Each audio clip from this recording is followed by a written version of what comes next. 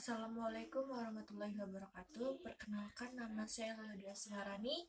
Saya dari kelompok 3 ingin menjelaskan tentang logika induksi dan logika deduksi. Yang pertama ada pengertian logika induksi,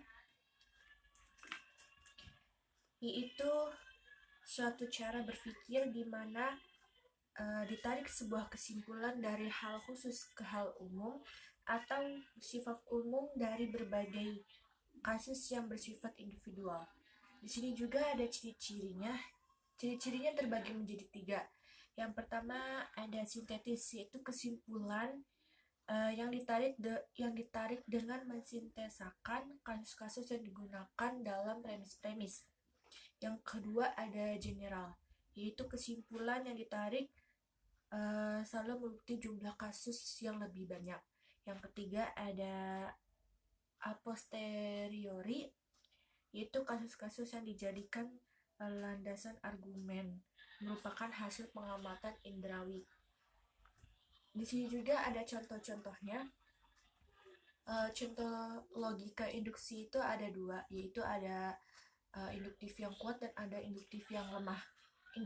Contoh induktif yang kuat yaitu logam dan besi, logam dan perunggu, logam dan perak. Jika dipanaskan mereka akan memuai.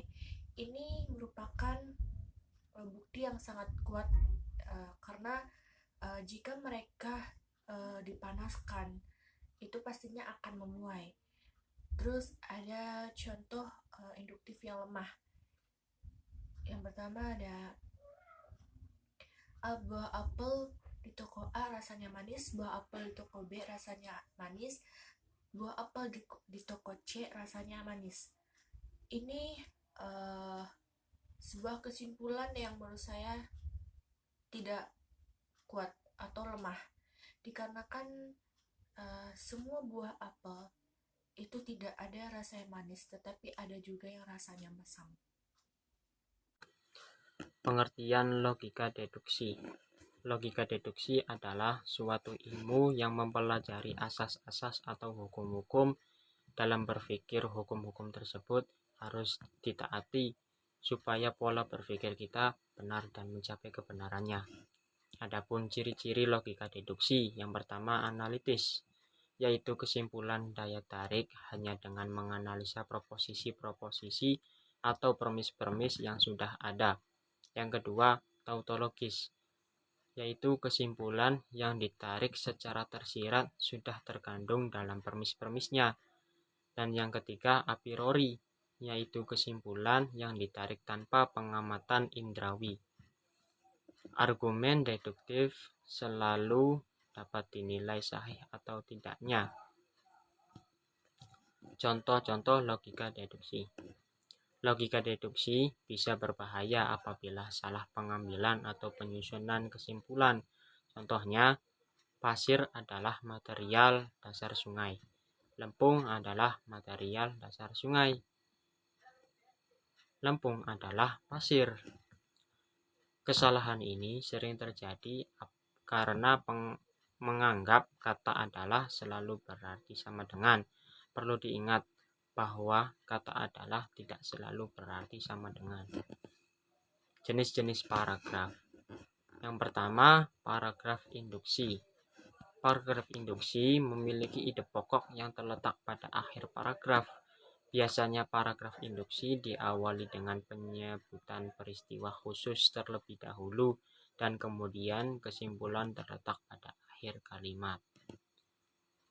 Secara umum, ide pokok paragraf induksi bisa dilihat dengan kalimat konjungsi seperti terjadi, akhirnya, akibatnya, oleh karena itu, maka dari itu,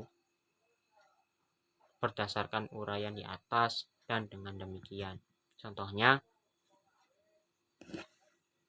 salju yang turun dari langit memberikan hiasan yang indah untuk bumi.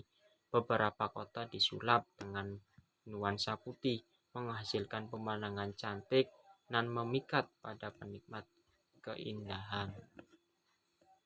Yang kedua, paragraf deduksi.